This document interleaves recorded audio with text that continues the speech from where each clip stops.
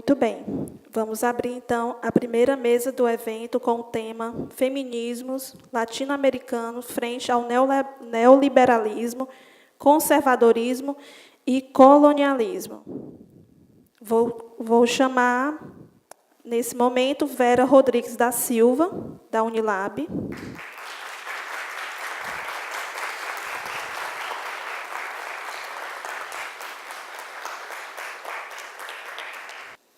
Mariana Moura Bayo, Ciesas, México.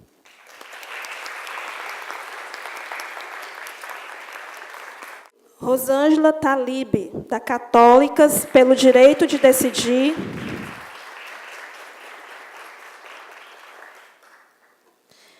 E Salete Maria da Silva, da Universidade Federal da Bahia.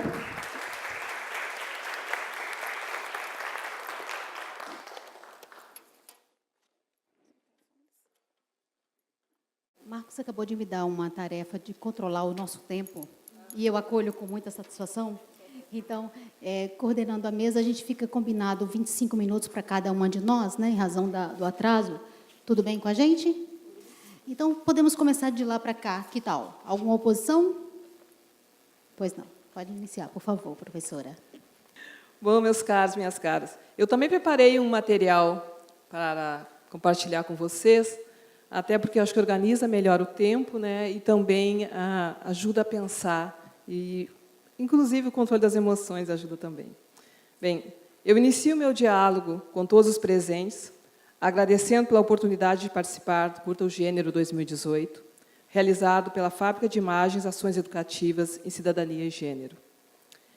Em tempos de discursos e práticas que nem sempre prezam pela cidadania, direitos humanos e lutas sociais, é muito bem-vindo esse momento e o compartilhar da mesa Feminismos Latino-Americanos frente ao neoliberalismo, conservadorismo e fascismo.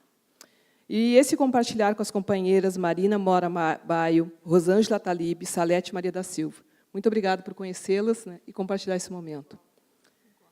E com todas e todos vocês que dão sentido e vida ao nosso encontro hoje. E aqui me dirijo especialmente aos alunos e alunas da Unilab, que muito me orgulha de encontrá-los em todos os espaços que fazem a nossa universidade também.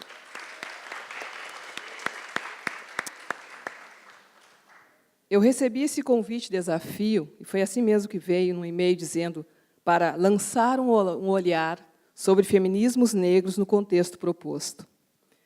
Devo dizer que esse lugar de fala vem sendo construído por muitas mulheres negras que me antecederam. E é a elas que eu devo todo o crédito, todo o respeito, por estarmos aqui hoje.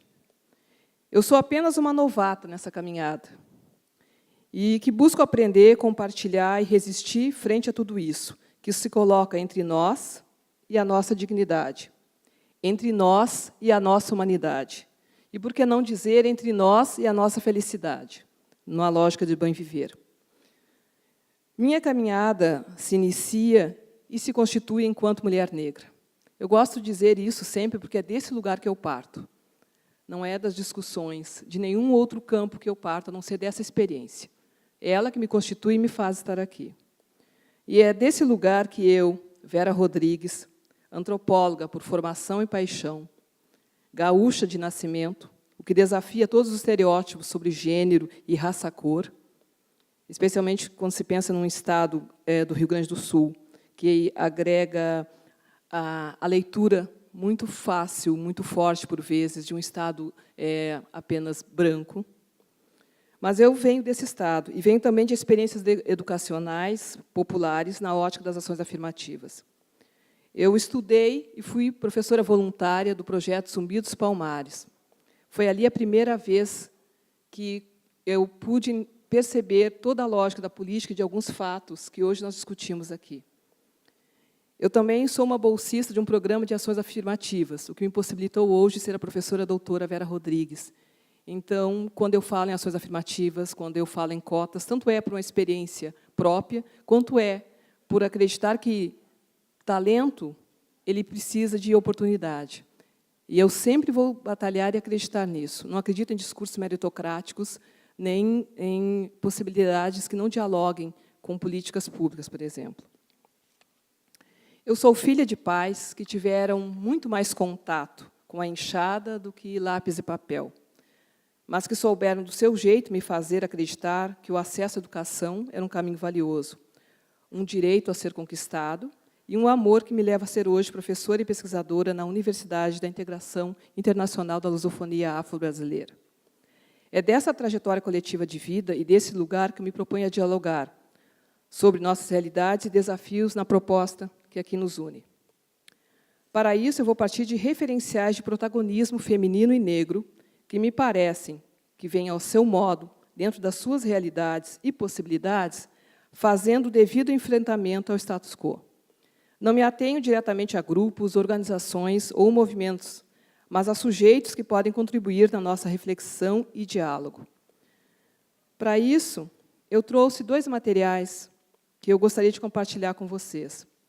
Primeiro, são imagens do que eu estou chamando de mulheres que inspiram em diferentes contextos da nossa América Latina esse enfrentamento. E o segundo é de um projeto que nós desenvolvemos aqui no Ceará, aqui em Fortaleza, chamado Mulheres Negras Resistem. Então, quero partir desses 2 momentos, 2 referenciais para a gente pensar um pouco e poder dialogar. Mas eu vou procurar só dizer o que são esses 2 exemplos que eu trouxe. Na ideia de mulheres que inspiram, eu fico pensando muito nas mulheres que estão desafiando modelos políticos e o fazem isso de todas as formas possíveis. Nós tivemos recentemente o caso da vice-presidente da Costa Rica, a primeira mulher negra a ascender esse cargo. Nós temos as mulheres negras que estão buscando representação pública ao concorrer agora para as eleições. E isso tudo tem me feito pensar um pouco do quanto nós podemos potencialmente exercer um protagonismo feminino e negro que seja também uma questão de um referencial e de uma luta a ser construída. Muitas vezes essas mulheres são invisibilizadas, nós sequer sabemos que elas existem. Muitas vezes nós falamos de siglas, sejam elas partidárias, sejam elas de organizações, mas não falamos dos sujeitos que as constituem. Muitas vezes nós não conseguimos sequer perceber isso. E hoje, quando se procura trazer isso à tona, é para que a gente possa pensar e dialogar numa ideia de que é possível a cada uma aqui de nós se engajar numa luta, numa construção que seja também algo que tenha a ver com a nossa própria trajetória coletiva de vida. Eu trabalho muito na perspectiva de trajetória coletiva de vida, porque entendo que só chegamos a esse lugar porque outros se somaram a essa caminhada. No projeto que eu levo aqui em Fortaleza, chamado Mulheres Negras Resistem, tem sido como eu diria para vocês, uma surpresa, uma alegria, perceber o quanto compartilhar trajetórias de protagonismo feminino e negro, por vezes, impulsiona outras jovens mulheres a também terem o seu protagonismo e acreditarem que isso é possível. Esse projeto, em linhas gerais, vou falar como ele começou. Em março, quando Marielle Franco foi executada, se abateu sobre muitas de nós uma espécie de uma dor, e uma coisa que é difícil explicar. Muitas nem a conheciam pessoalmente, mas a trajetória da Marielle é conhecida por muitas de nós. E isso afeta, porque cada bala que vem, que mata uma de nós, um de nós, é uma coisa que é mais um recado direto de até onde nós podemos ir, onde até esperam que a gente vá. E, com isso, esperam muitas vezes que a gente deixe de acreditar, deixe de lutar. Naquela noite, eu estava na Unilab, dando aula. E eu soube disso ao chegar em casa. E eu vi muitas pessoas que eu amo e respeito chorando por isso, lamentando e também muito indignadas. Na ocasião das imagens sobre o velório dela, o enterro, havia um grupo de mulheres negras que gritava: "Mulheres negras resistem". Aquilo ficou na minha mente durante vários dias. Mas eu não sabia muito bem o que fazer com aquilo, mesmo correndo o risco de que isso parecesse oportunismo, ou, como estão dizendo, muita gente se aproveitando disso, mas eu pensei, eu tenho que fazer alguma coisa com isso. E eu tenho, ao longo da minha vida, aprendido a transformar muitas coisas que me vieram de forma muito dolorosa em outras coisas mais potentes. Eu me recuso a ficar chorando, eu me recuso a lamentar, eu me recuso a ficar no chão. Não porque eu seja uma heroína, ou porque eu acredite que tem algo de sobrenatural, coisas nesse sentido, mas é porque eu acho que é da vida, e é disso que a gente fala que deve acreditar, especialmente quando sabe de onde veio. Se a gente sabe de onde veio, também sabe para onde vai, ao menos a gente tenta. Então, naquela noite, e depois de alguns dias, eu procurei algumas mulheres negras para a gente formar uma aliança em prol de um projeto que levasse para outras mulheres negras, especialmente pensando jovens mulheres negras, num estado onde se diz que negros e negras não existem, uma proposta de um exercício de um protagonismo feminino e negro. E foi assim que nasceu o projeto. Nós fizemos o projeto com 20 ou 25 vagas, se não me engano, nós abrimos. Tivemos mais de 90 inscritas. E nós começamos os encontros quinzenais, que ocorrem em Porto Iracema das Artes, e fizemos parcerias várias. Tem colegas minhas da Unilab que são formadoras no curso, como a professora Luana Antunes. Tenho a parceria da professora Zelma Madeira, que muitos de vocês talvez já conhecem, tanto do seu trabalho na UES, quanto da Coordenadoria de Promoção da Igualdade Racial. E esse trabalho tem acontecido. E a cada módulo, nós trabalhamos com referenciais sobre feminismo negro, luta antirracista e direitos humanos. Nosso primeiro módulo, não é à toa, se chamou Ideias são a prova de balas. E, nesse sentido, nós construímos uma leitura que fosse de, para e com mulheres negras. Todo o nosso referencial teórico-político visa esse diálogo. E a ideia é que essas gurias saiam do projeto, né, cada vez mais fortalecidas no exercício do seu protagonismo feminino e negro. E esse projeto tem me dado muita alegria e também muita força. E é por conta disso que eu acredito nessa potencialidade que todos nós temos. E também entendo que, da mesma forma, é algo que precisa ser compartilhado e potencializado. Por isso, eu lhes digo que eu não vim aqui com a pretensão, né, de quem se arvora detentora de soluções mágicas, de receitas prontas, ou de algum pedestal que, à distância dos meus pares, muito pelo contrário. Eu vim fazer um convite e desafio para que busquemos conjuntamente caminhos de fortalecimento. Nosso macro cenário nacional, me parece, não nos favorece, mas ainda assim seguimos. Eu também não vim aqui para chorar ou lamentar nenhum passo dado, mas para selar compromissos de trajetórias coletivas. Eu digo isso porque me parece que, às vezes, nós estamos todos e todas um tanto dispersos, e isso fortalece quem está do outro lado. O fascismo, o conservadorismo, o racismo se fortalece na medida em que nós não conseguimos nos organizar e pensar coletivamente. Isso com todas as diferenças, porque não somos homogêneos. Não há aqui nenhum bloco, né, uníssono de nada, mas há, com certeza, possibilidades de enfrentamento que podemos articular. Nesse sentido, e por fim, enquanto professor de uma universidade pública, onde eu vejo desabrochar novas trajetórias coletivas de vida, e novas trajetórias coletivas de vida gestadas entre o Brasil e o continente africano, eu lhes digo algo que tem sido, para mim, quase um mantra no sentido do diálogo proposto e daquilo que a gente tem a fazer. Eu penso que, mesmo que nos cortem as verbas, mas não a esperança, mesmo que reduzam as vagas e as bolsas de pesquisa na graduação e na pós, mas que não reduzam a nossa firme decisão de seguir adiante em nome de quem nós somos e de onde viemos. Mesmo que anulem os investimentos em nome do desenvolvimento, mas não a nossa capacidade crítica e disposição de passadas décadas, ainda estejamos aqui, firmes e fortes, ou ao menos tenhamos conseguido passar o bastão adiante. Penso que todo exercício nosso de um protagonismo feminino e negro, toda a nossa luta, ela precisa ser solidária e ela precisa ser cada vez mais honesta, intelectual, teórica e politicamente. Eu espero que a gente consiga fazer isso e que a gente se erga cada vez mais nessa luta. Muito obrigada.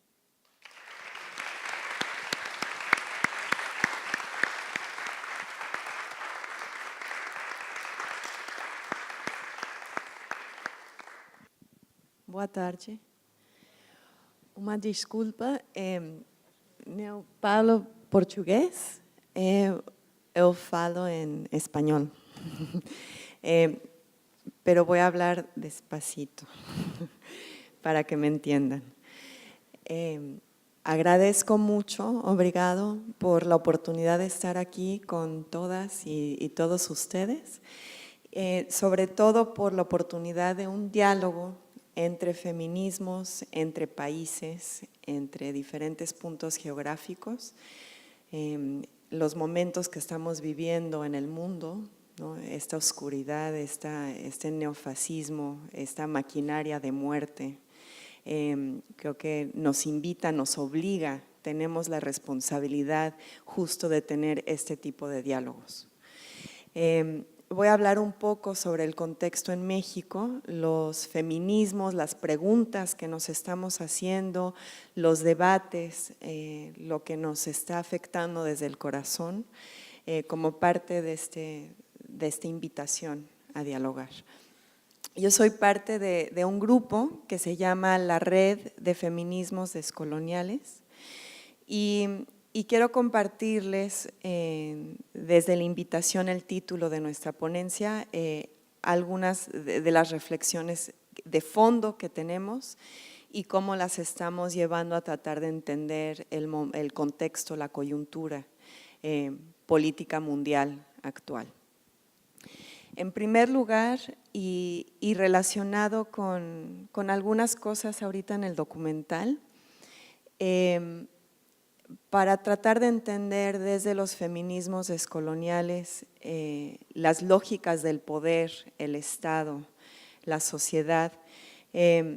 Algunas de nosotras decimos que el colonialismo no ha terminado, no estamos en un momento de colonialidad del poder, como si la liberación de los países latinoamericanos marcara un momento histórico, sino desde la perspectiva de pueblos indígenas, también desde la perspectiva en México de pueblos afromexicanos, el colonialismo continúa, ¿no? No es que cierra el momento colonial cuando se van los españoles o se van los portugueses, sino las relaciones de despojo, de extractivismo, de genocidio, de extraer la fuerza vital de la gente, eso continúa. Hay una mujer guatemalteca, indígena maya cachiquel, Aura Cumes, una intelectual, y lo que ella dice es que el colonialismo sigue en las sociedades porque fijan ciertos nichos económicos para determinados cuerpos, ¿no? Entonces ella habla, por ejemplo, que para el hombre indígena el nicho laboral es el peón, el que trabaja en la construcción, el que trabaja para el patrón. Y por otro lado, para la mujer indígena el nicho laboral es el de la empleada doméstica, ¿no? Como en Brasil para mujeres afrobrasileñas es también la empleada doméstica. La sociedad se sostiene porque está la mujer trabajando, indígena afrobrasileña, trabajando como empleada doméstica que sostiene la otra mujer que puede trabajar, que a su vez sostiene el hombre para que vaya a trabajar fuera de la casa, ¿no? Entonces ahí hay una extracción de la fuerza vital de la mujer indígena que sostiene toda la demás estructura de la sociedad y por lo tanto seguimos en relaciones coloniales. Entonces eso lo pongo como un punto para reflexionar. Y la pregunta que nos hacemos es si eso es la manera en que se estructura la sociedad actual, ¿cómo se ve reflejado en el nivel de violencia y de despojo que estamos viviendo en diferentes países en Latinoamérica? No sé si me están entendiendo, ¿sí? Ok. Entonces, por ejemplo, yo para el feminismo en México, en 1994, el levantamiento del Ejército Zapatista de Liberación Nacional ha sido un punto de inflexión importante, ¿no? Porque nos obligó a pensar del feminismo vinculado al colonialismo y al racismo, ¿no? Y ahí en el 8 de marzo de este año hubo un encuentro de mujeres en la selva Lacandona, en el estado de Chiapas, y ahí las mujeres zapatistas que son indígenas maya, celtales y tojolabales y chol, tzotzil. Una de ellas, la capitana Erika, lo que ella dice es que la lucha de las mujeres es contra la lucha del patrón marido, ¿no? En el idioma indígena tzeltal hay una palabra que se llama ajvalil, y el ajvalil es el patrón gobierno, ¿no? O sea, el presidente municipal, el del ayuntamiento local, también es el patrón. El que te explota porque tiene su finca de azúcar o de café, también es el gobierno. Entonces, para los pueblos indígenas, ajvalil, el patrón es igual al gobierno. Y a esa palabra, la capitana Erika Zapatista, la capitana zapatista, dijo, es que también tenemos el patrón que es nuestro marido, nuestro esposo, nuestra pareja. Porque ella está viendo que la lógica del Estado, del poder, del capital, como el ajvalil, el patrón gobierno, también permean las relaciones entre parejas, ¿no? Porque hay una inferiorización de una masculinidad indígena que activa un ejercicio de violencia hacia su pareja, hacia su mujer. Entonces ahí, pensando en esto del patrón marido o el ajvalil marido, esposo, nos preguntamos qué está sucediendo en el contexto actual en México. En México, como ustedes bien saben, bueno, el nivel de violencia está desde el 2006 a un nivel exacerbado. Tenemos casi 40,000 desaparecidos forzados, tenemos 300,000 asesinados por resultado de la lucha del narcotráfico y del Estado, que también el Estado es narcotráfico. Y ahí muchas feministas se han preguntado, porque como parte de esta violencia ha habido mucho feminicidio, muchos actos de violencia extrema hacia el cuerpo de la mujer. Y se han preguntado qué está pasando, por qué la violencia del narcotráfico también está vinculado al despojo y está vinculado a feminicidios. Hay una escritora en México del norte, de la frontera con Estados Unidos, que se llama Sayek Valencia. Ella habla del capitalismo gore, gore como las películas gore, como la violencia extrema, como salpicar de sangre, ¿no? Lo gore. Y ella dice que el capitalismo, estamos en una fase del capitalismo gore, porque la violencia se vuelve un espectáculo, se vuelve un performance, se vuelve un ejercicio no solo de matar, sino de afirmar la capacidad de matar de una manera brutal, espectacular, en el mal sentido. Y dice que mucho tiene que ver con una construcción de masculinidades. Si uno piensa que ha habido más de 30 años, en el caso de México, 30 años de neoliberalismo, ¿no? 3 décadas, ha habido una precarización económica, ¿no?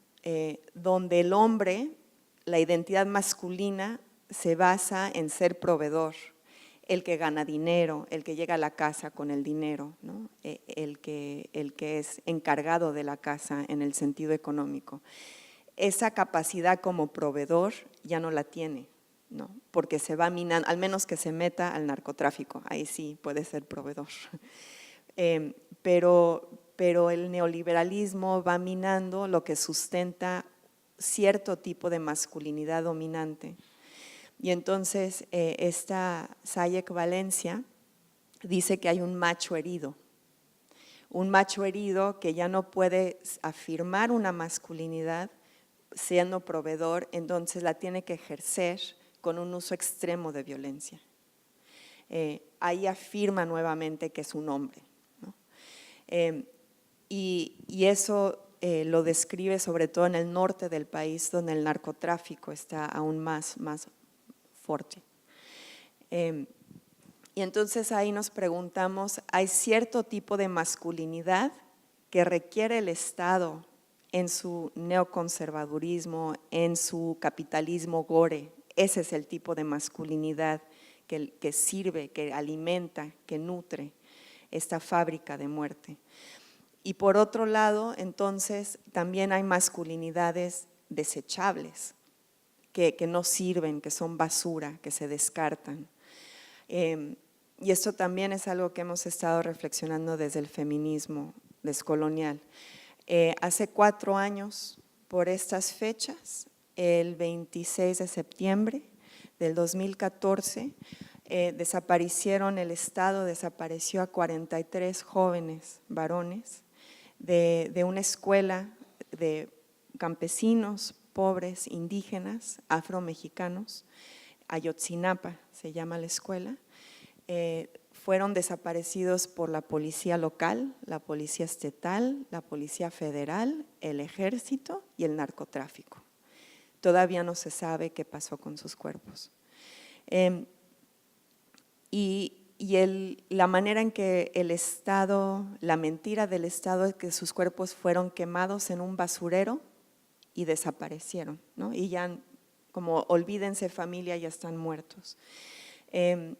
Y la gente entiende que el mensaje del Estado de que tus hijos fueron basura, meninos son basura, ¿no? Es muy marcado del tipo de la masculinidad de un joven hombre de piel oscura, indígena, afromexicano, no vale nada, ¿no?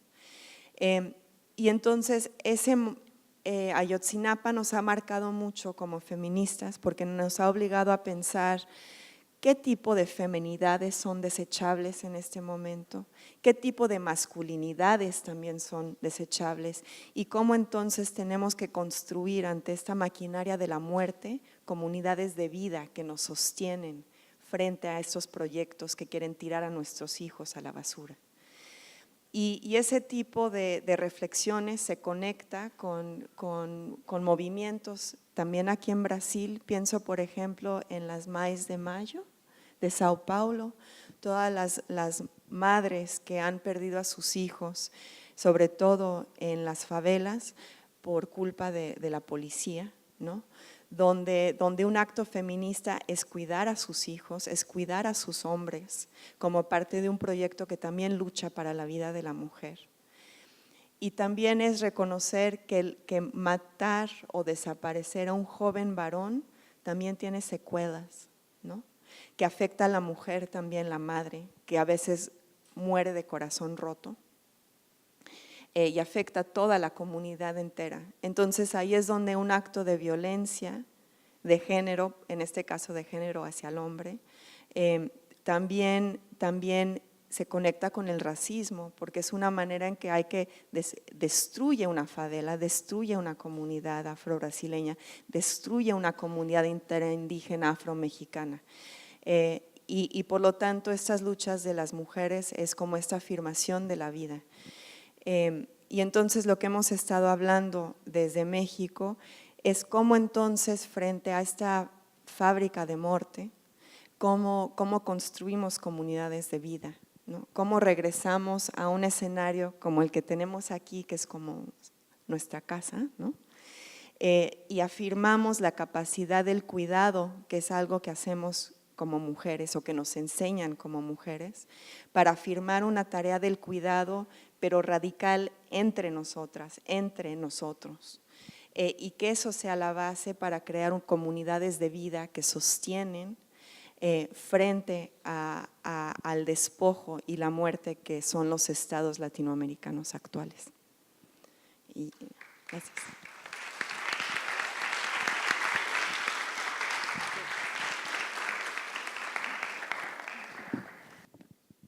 Bom, boa tarde a todos e a todas. Dizer do meu imenso prazer de estar aqui com vocês hoje. Não é de hoje que eu tenho vontade de estar aqui, mas nunca pude vir anteriormente nos outros encontros. Então, é um grande prazer estar aqui com vocês hoje.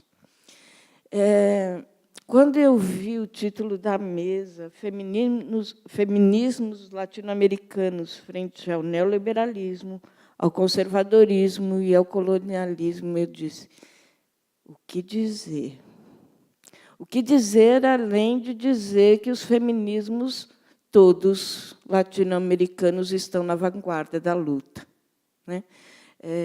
São os feminismos que têm avançado nas bandeiras, que têm resistido, né, às forças que tentam nos calar, que tentam nos colocar no ambiente privado, na nossa casa, simplesmente, né?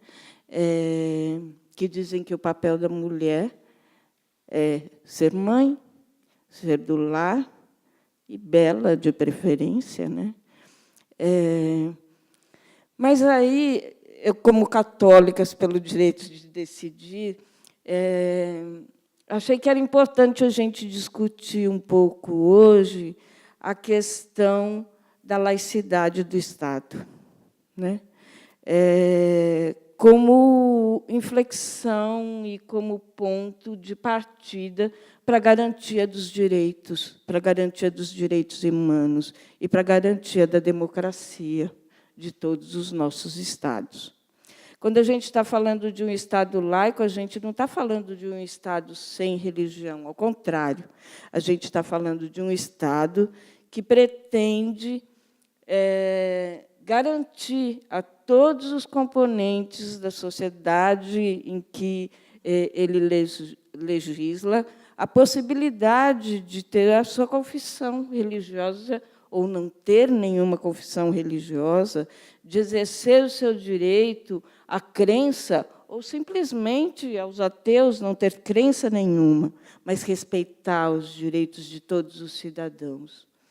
É no Estado laico que a gente tem a possibilidade de pensar os direitos humanos na sua potencialidade, porque, nesse Estado, a gente garante a pluralidade, né, da sociedade, seja ela cultural, seja ela étnica, né, e com todas as suas expressões religiosas e raciais, inclusive. É inimaginável que alguém possa, atualmente, considerar que é válido um templo de candomblé ser invadido e ter todos os seus santos quebrados, né? Ou uma igreja católica ter também todas as suas imagens quebradas em nome, dizem eles, de um Deus único, né? Que Deus é esse? Né? A que Deus se fala? Em católicas, a gente sempre defendeu a laicidade do Estado como premissa básica para a liberdade, né? A liberdade total, não só a liberdade religiosa, mas a liberdade das pessoas, nas suas convicções, a liberdade das pessoas poderem se expressar livremente. No Estado laico, a gente não tem políticas públicas sendo votadas ou sendo impostas, eu diria, com um viés simplesmente religioso, com crenças. Quem faz essas leis utilizando as suas crenças pessoais para dizer que está falando em nome da população, né? A gente fez uma pesquisa no ano passado, uma pesquisa Ibope sobre ensino religioso, ou ensino nas escolas, não só ensino religioso, desculpe, mas o ensino sobre práticas sexuais e reprodutivas. E, ao contrário do que os parlamentares que estão lá em Brasília dizem, 70% da população diz que as crianças, a partir dos 13 anos, devem ter informação sobre sexualidade e reprodução, sobre métodos anticonceptivos, né? E aí a gente tem um plano de educação que realmente simplesmente tira de foco essa discussão. A gente tem um Estado atualmente que inventou uma tal de uma ideologia de gênero, que até hoje eu estou tentando entender aonde ela está e o que ela significa, né? Retirada de uma terminologia que era gênero, que era uma categoria de pesquisa, né? Que tentava entender a diferença entre homens e mulheres na sociedade, buscando a igualdade de direitos, né? Buscando entender por que as mulheres sempre foram colocadas em lugares subalternos, né? Porque as mulheres ainda são entendidas como aquelas responsáveis pelo cuidado dos doentes, das crianças, né? E dos idosos, né? E que impôs uma maternidade compulsória, simplesmente porque nós temos a capacidade de gestar um outro ser humano, nos impôs essa condição, né? Se a gente for pensar no catolicismo, o símbolo máximo é a Virgem Maria, né? Aquela que concebeu virgem, que nenhuma de nós consegue, né? Por enquanto. Com as novas tecnologias reprodutivas, pode ser que daqui a pouco também a gente prescinda do homem para essa função social que nos deram, simplesmente. Então, quando a gente, em católicas, a gente tem uma rede latino-americana de católicas pelo direito de decidir, que está espalhada em alguns países aqui da América Latina, da América Central e dos Estados Unidos também. Um ponto de inflexão para a gente, uma bandeira de discussão, é a laicidade do Estado, né? Não é possível que a gente continue tendo, nos tribunais de justiça, um crucifixo. Nos hospitais, um crucifixo, simplesmente.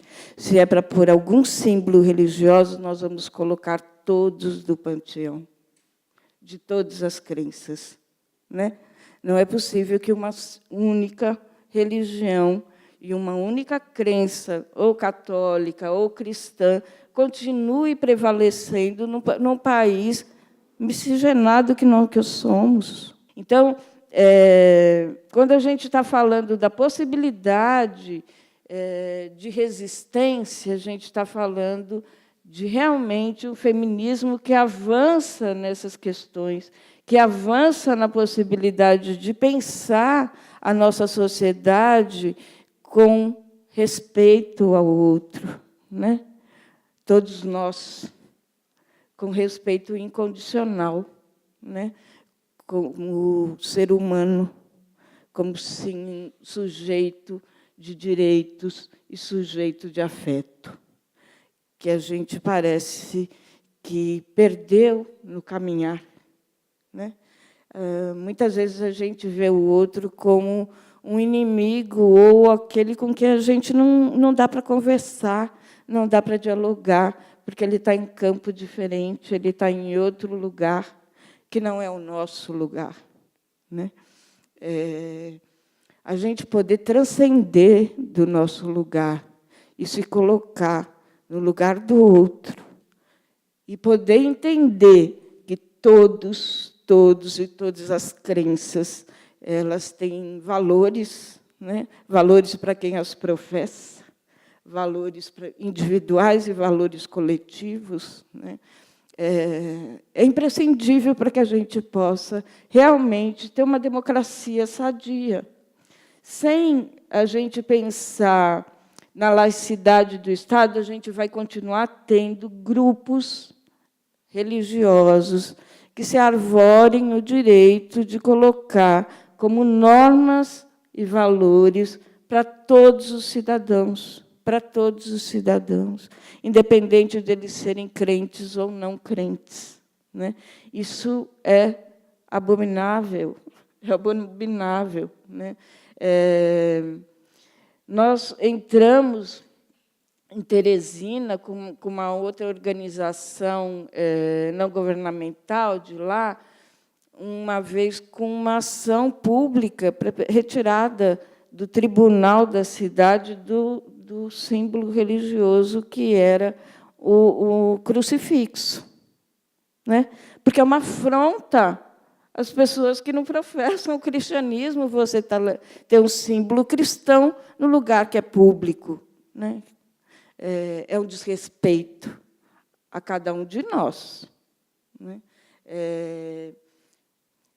E também eu gostaria de lembrar que a pluralidade religiosa ela deve ser um bem comum. Eu digo um bem comum no sentido de respeito, né? Nenhum de nós, e entendendo a religião como algo individual, privado, né? E o exercício da minha religiosidade ela deve ser respeitada da forma como eu gosto que seja respeitada e da forma como eu acho que deva ser respeitada de todas as outras pessoas, ou também o respeito que se tem àqueles que não têm nenhuma religião ou que são simplesmente ateus, né? Pensando a partir daí, e por isso mesmo, né, para terminar, afirmando o feminismo como uma bandeira de luta, e de luta que tem avançado em todas essas questões sociais, fazendo e trazendo, né, choques nas nossas sociedades, não deixando que as coisas continuem acontecendo na sua normalidade, né? E trazendo realmente a anormalidade à tona, né? Para pensar as questões do feminino, as questões de gênero e as questões da possibilidade de uma convivência harmônica entre homens e mulheres de todos os credos. Obrigada.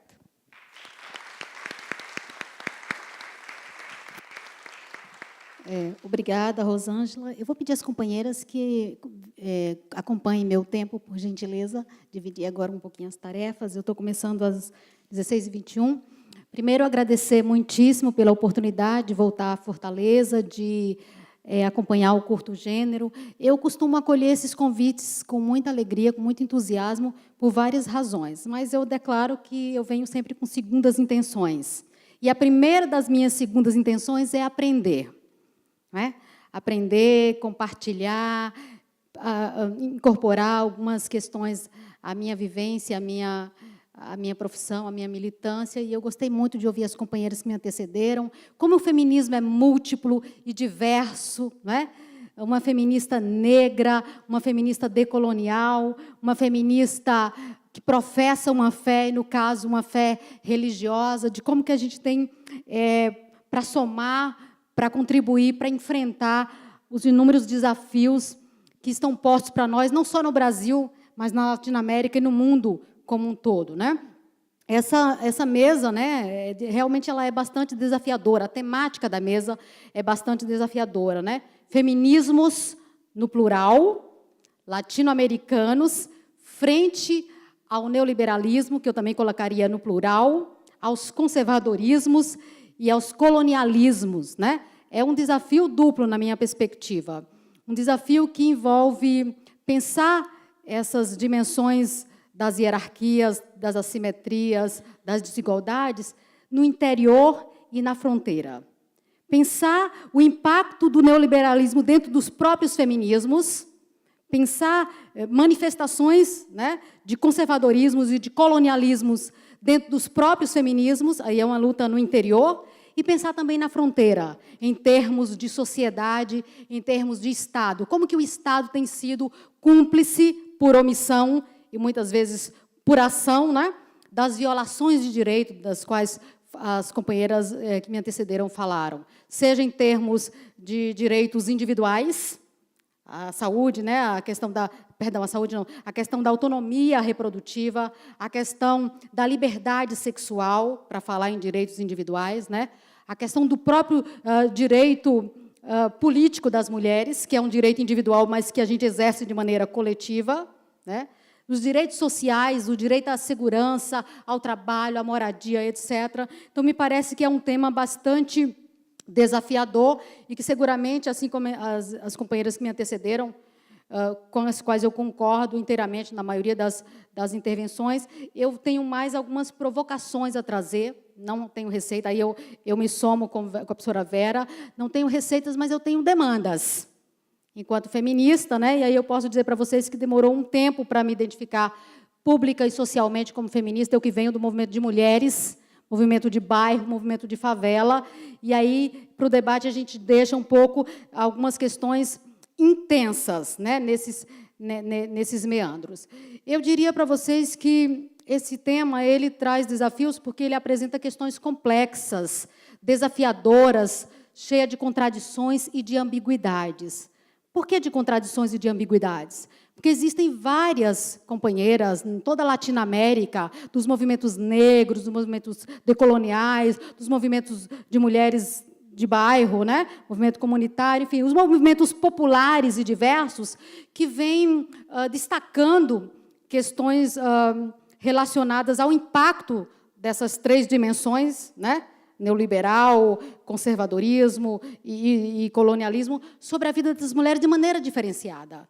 Assim como a desigualdade de gênero, as opressões de gênero, a professora Vera bem pontuou, e as demais também, ela não se manifesta de maneira idêntica sobre as vidas das mulheres, né? Esses sistemas, essas estruturas, esses paradigmas, eles também não atuam de modo idêntico sobre as nossas vidas. Daí porque nós estamos desafiadas, né? Os feminismos estão desafiados frente a isto, mas, na minha perspectiva, estão, sobretudo, desafiados frente a si próprios, né? Posto que os feminismos negros têm constrangido pedagogicamente os feminismos eurocentrados, os feminismos hegemônicos dentro e fora das universidades, a reparar, a observar que as questões, elas não são, os problemas e as consequências dos problemas não são idênticas para todas as mulheres, não são idênticas para todas as mulheres. Então, é importante a gente pensar, não só desse ponto de vista, as feministas decoloniais têm trazido uma série de questões, dizendo, olha,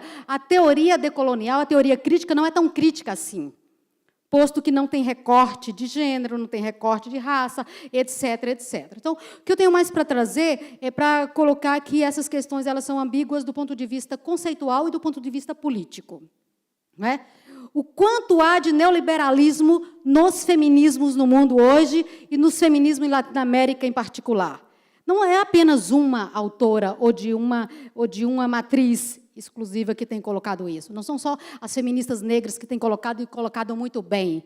Patrícia Hill Collins, Angela Davis, né, para citar apenas duas.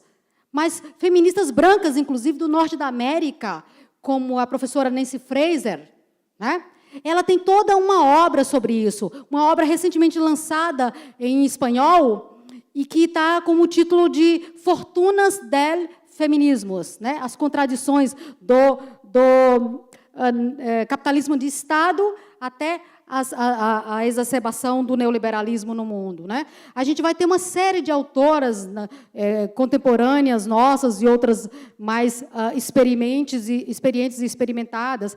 Temos aí Julieta Paredes, temos Hilderque Spinoza, temos a Maria Galindo, temos mulheres pensando dentro e fora da universidade.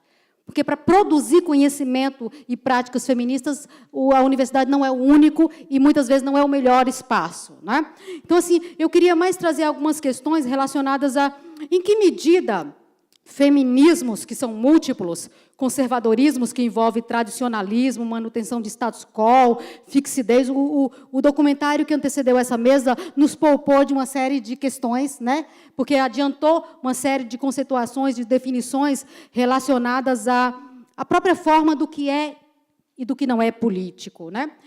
Então, como esses termos, ou esses projetos, eles se relacionam ou eles se opõem, né? Eu diria para vocês que temos identificado uma série de situações em que as pessoas propõem que a gente não tensione esse debate em espaços onde a maioria das pessoas não são necessariamente feministas. Eu acho que a iniciativa deve ser exatamente o oposto. É mostrar que os feminismos eles não são homogêneos, eles não são uma catequese. Feminismo é política, feminismo é teoria e prática política da igualdade, da democracia, e que, portanto, esse debate que envolve o neoliberalismo envolve, inclusive, nos perceber nesse momento histórico da Latinoamérica e do Brasil em plena período eleitoral, em que as feministas estão confusas na sua multiplicidade, na sua diversidade, sobre o que fazer para enfrentar, digamos, o representante mor, né, das políticas, das propostas, porque não são... O candidato do PSOL falava em 50 tons de Temer, mas a gente sabe que não é só isso, né? Então, a gente tem aí um perigo iminente. As pesquisas, elas podem, obviamente, elas podem nos surpreender. O resultado das urnas pode surpreender as pesquisas, porque eu era criança e vivia em São Paulo quando as urnas nos surpreenderam com a eleição. O resultado das urnas nos surpreendeu com a eleição da Luíza Erundina. As urnas não apontavam que ela viria a ser a prefeita, né? No entanto, nós tivemos uma surpresa. Deu zebra, né, para o capitalismo, deu zebra para um conjunto de questões. O que eu queria colocar é que, de fato, nós estamos o que nós todas feministas do mundo inteiro concordamos é que nós estamos diante de uma situação gravíssima, né? De um contexto grave e de um contexto um contexto regressivo, em termos de direitos, em termos de políticas públicas, de avanços, de debates, de participação, inclusive em um contexto regressivo em termos de radicalidade feminista. E não é de hoje, não é só porque nós temos aí um candidato, né, que ameaça todas as conquistas, não só das feministas, mas de todas as mulheres brasileiras, e como aconteceu em outros países, por exemplo, no início desse ano, quase que a Costa Rica elege um pastor evangélico que colocava na ordem do dia o debate, um debate LGBT-fóbico, um debate sexista, um debate que corroborava o que vem acontecendo em todos os demais países da Latinoamérica. O próprio México, da companheira que ilumina e que traz questões importantes para essa mesa, é um país que consegue, no DF, aprovar a questão do aborto, mas todo o resto do país há uma resistência que cada vez mais se agiganta. Nós temos aí na Venezuela uma situação que, a exemplo da Bolívia, a exemplo de El Salvador, que houve retrocessos. Então, nós temos todo um contexto de Latinoamérica que nós temos um recrudescimento, sim, que nos 10 ou últimos 5 anos tem nos obrigados a pensar em termos de aliança entre feministas e não só. Nós precisamos voltar a discutir alianças com movimentos sociais, feministas ou não, mas que estão no campo do progressismo, que estão no campo das esquerdas, que estão no campo que pode resistir a todas essas questões, numa perspectiva de, eu não digo colocar de lado as nossas divergências, mas, neste momento histórico, identificar precisamente quem é o inimigo mais potente, mais poderoso, mais nocivo e mais deletério para todas as nossas conquistas. Eu colocaria que, no caso do Brasil, só para lembrar, todas nós sabemos, mas para lembrar, para fazermos o diagnóstico mais atualizado, nós temos inúmeros projetos de leis relacionados com as questões da sexualidade, né, que vai incidir diretamente nas nossas conquistas do próprio aborto legal, como a companheira acabou de colocar, ações e campanhas, e o conservadorismo e o neoliberalismo que estão de mão dadas no Brasil, a exemplo do colonialismo, não tem como você diferenciar milimetricamente quem é quem ali, porque eles têm apostado de todas as formas e de maneira bastante sofisticada. Por exemplo, a juventude neoliberal, a juventude conservadora no Brasil, ela faz deputado. Ela elege o Fernando Holliday. E aí a gente pode, inclusive, problematizar se o melhor argumento é trabalhar com o conceito do lugar de fala, que é um homem que tem lugar de fala negro, homossexual, periférico, pobre. E, então, nesse momento, ele pode fazer uso essencialista do conceito do lugar de fala. Né? Então, a gente precisa pensar que o conservadorismo ele coloca na ordem do dia, na pauta, o que interessa a ele, para a esquerda e a reboque.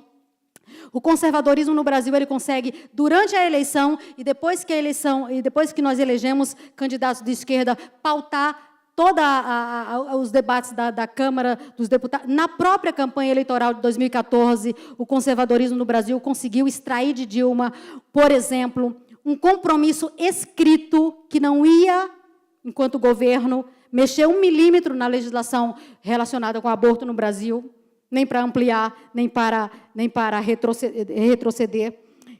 Nesse caso aqui, nós temos uma série de questões que nós precisamos pensar em termos de o que fazer, né? Uma pergunta que Lenin já fazia no pós-Revolução Russa, e nós precisamos olhar para a Costa Rica, para o Paraguai. O Paraguai está, a exemplo do Brasil, tendo, nesse momento, uma cruzada contra, entre aspas, o que chamam de ideologia de gênero, e eu tenho uma pergunta para colocar para a plateia: em que medida nós, feministas, fomos suficientemente inteligentes, estrategicamente potentes, ao dizer que não existe ideologia de gênero?